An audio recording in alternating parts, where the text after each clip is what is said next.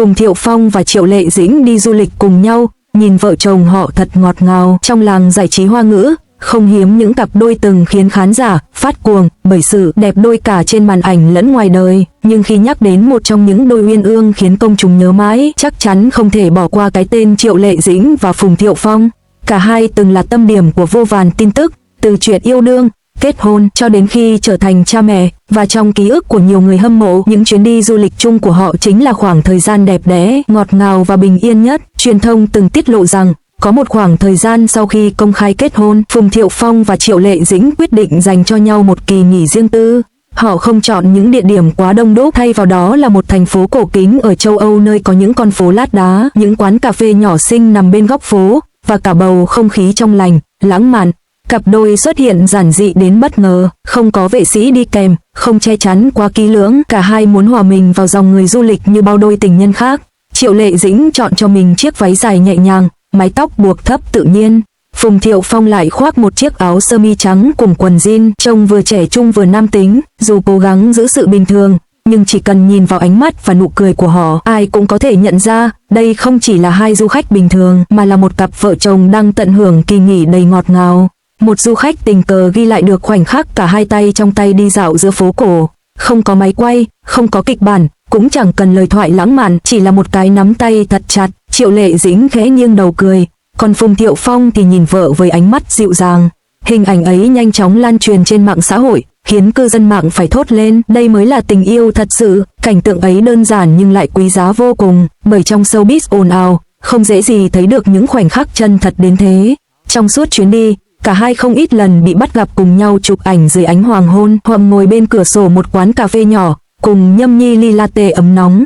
Triệu Lệ Dĩnh thích chụp ảnh phong cảnh, cô liên tục đưa máy lên ghi lại từng góc phố, từng hàng cây, trong khi đó, Phùng Thiệu Phong lại âm thầm chụp vợ mình. Có bức ảnh sau này được lan truyền, cho thấy Triệu Lệ Dĩnh đang ngồi đọc sách ở công viên, ánh nắng chiếu lên gương mặt cô, còn Phùng Thiệu Phong đứng xa xa, kiên nhẫn chờ đợi khoảnh khắc đẹp nhất. Đó chính là thứ tình yêu lặng lẽ nhưng ngọt ngào, không cần phô trương, chỉ cần ghi nhớ từng khoảnh khắc giản dị nhất của người mình thương. Người dân địa phương kể rằng, trong một buổi tối, cặp đôi ghé vào một quán ăn nhỏ ven đường để thưởng thức ẩm thực truyền thống. Họ gọi những món ăn bình dân, ngồi cạnh nhau trong không khí ấm áp. Dù là ngôi sao lớn, nhưng Phùng Thiệu Phong và Triệu Lệ Dĩnh lại tỏ ra vô cùng thân thiện. Họ không ngại trò chuyện với chủ quán, mỉm cười chào hỏi mọi người xung quanh. Có người còn chia sẻ rằng, khi một fan nhỏ tuổi nhận ra Triệu Lệ Dĩnh và chạy đến xin chữ ký, cô đã nhẹ nhàng ký tên rồi còn xoa đầu bé gái ấy. Cử chỉ ấy càng khiến hình ảnh của cô trở nên gần gũi và được yêu mến hơn. Mỗi khoảnh khắc của họ trong chuyến du lịch ấy đều được người hâm mộ chia sẻ với sự ngưỡng mộ, xen lẫn ghen tị. Không ít bình luận đã xuất hiện trên mạng, hai người họ giống như vừa bước ra từ một bộ phim ngôn tình, đẹp đôi quá, nhìn họ bình yên bên nhau. Tôi chỉ mong thần tượng của mình được hạnh phúc thế này mãi mãi, thật sự hy vọng họ sẽ cùng nhau đi đến cuối con đường. Tình yêu được nuôi dưỡng qua từng chuyến đi, đối với nhiều cặp đôi, du lịch chính là cách để hiểu nhau hơn, để hâm nóng tình cảm. Và với Phùng Thiệu Phong Triệu Lệ Dĩnh cũng vậy, những ngày tháng ấy, họ không còn là ngôi sao bận rộn với lịch trình dày đặc mà chỉ đơn giản là một cặp vợ chồng yêu thương nhau, muốn dành trọn thời gian cho nhau. Mỗi bức ảnh, mỗi câu chuyện được chia sẻ từ chuyến đi đều như một lời chứng minh rằng tình yêu của họ đã từng ngọt ngào và đáng trân trọng đến nhường nào. Sau những ngày rong ruổi cùng nhau trên chuyến du lịch đầy kỷ niệm, người ta càng nhận thấy rõ hơn mối gắn kết bền chặt giữa Phùng Thiệu Phong, Triệu Lệ Dĩnh và con trai nhỏ. Dường như, bên ngoài có bao nhiêu sóng gió, dư luận có nhiều lời bàn tán, thì chỉ cần trở về bên nhau, gia đình nhỏ ấy vẫn tìm được một chốn bình yên. Triệu Lệ Dĩnh vốn là người phụ nữ độc lập, mạnh mẽ, nhưng khi đi bên cạnh chồng và con trai, cô lại hóa thành một người mẹ dịu dàng, ân cần đến lạ. Cô cúi xuống cài lại chiếc mũ che nắng cho con trai, đôi mắt ngập tràn yêu thương. Những cử chỉ nhỏ bé ấy, đối với Phùng Thiệu Phong, lại giống như một mũi kim khâu chặt thêm vào trái tim anh niềm tin rằng gia đình là điều thiêng liêng nhất mà đời này anh cần giữ lấy. Có một buổi chiều, cả ba cùng nhau đi dạo bên bờ biển. Sóng vỗ rì rào, ánh nắng chiều buông xuống vàng ươm. Cậu con trai cười khanh khách chạy nhảy trên cát, để lại những dấu chân nhỏ bé cạnh hai dấu chân lớn của cha mẹ.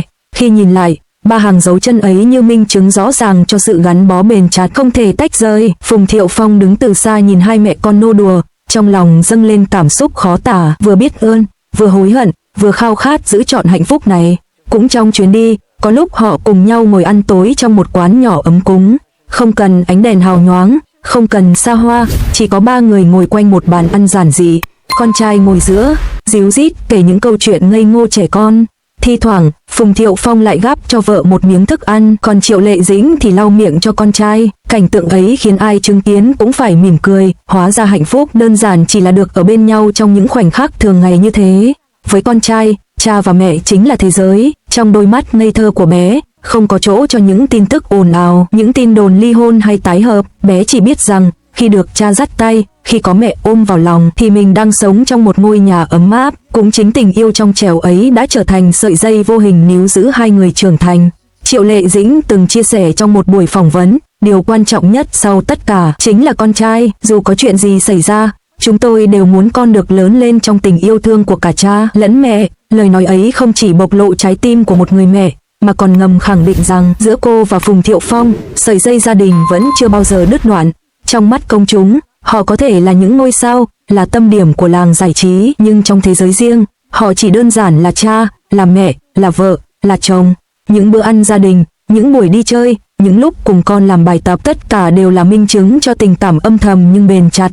Càng đi sâu vào mối quan hệ này, càng thấy rõ rằng tình yêu của họ không phải chỉ dừng lại ở đam mê thoáng qua, mà đã hóa thành trách nhiệm, sự hy sinh và cả sự trân trọng dành cho nhau. Phùng Thiệu Phong hiểu rằng anh không thể là người cha hoàn hảo nếu thiếu đi sự đồng hành của Triệu Lệ Dĩnh, và Triệu Lệ Dĩnh cũng hiểu rằng con trai cần có cha trong những năm tháng trưởng thành. Chính sự thấu hiểu ấy đã khiến họ dù trải qua bao biến cố, vẫn có thể ngồi lại bên nhau cùng chia sẻ những khoảnh khắc hạnh phúc giản dị. Người ta thường nói, một gia đình thật sự không phải là nơi không có mâu thuẫn, mà là nơi sau tất cả vẫn chọn ở lại bên nhau, và hình ảnh ba người cùng nhau trong chuyến du lịch này chính là minh chứng sống động nhất cho điều ấy. Dù sau này cuộc hôn nhân của họ có biến đổi, dù cuộc sống riêng đã rẽ sang hai hướng khác nhau, thì trong lòng người hâm mộ, hình ảnh Phùng Thiệu Phong và Triệu Lệ Dĩnh cùng nhau đi du lịch tay trong tay, ánh mắt tràn đầy yêu thương vẫn mãi là một ký ức đẹp. Có những khoảnh khắc, một khi đã in sâu vào ký ức, thì dẫu thời gian có trôi đi, mọi thứ có thay đổi, chúng vẫn vĩnh viễn là ngọt ngào, là minh chứng cho một tình yêu từng rực rỡ. Và đối với công chúng, tình yêu của họ chính là như vậy, một bản tình ca không hoàn hảo, nhưng lại đủ để khiến người ta xúc động mỗi khi nhớ về.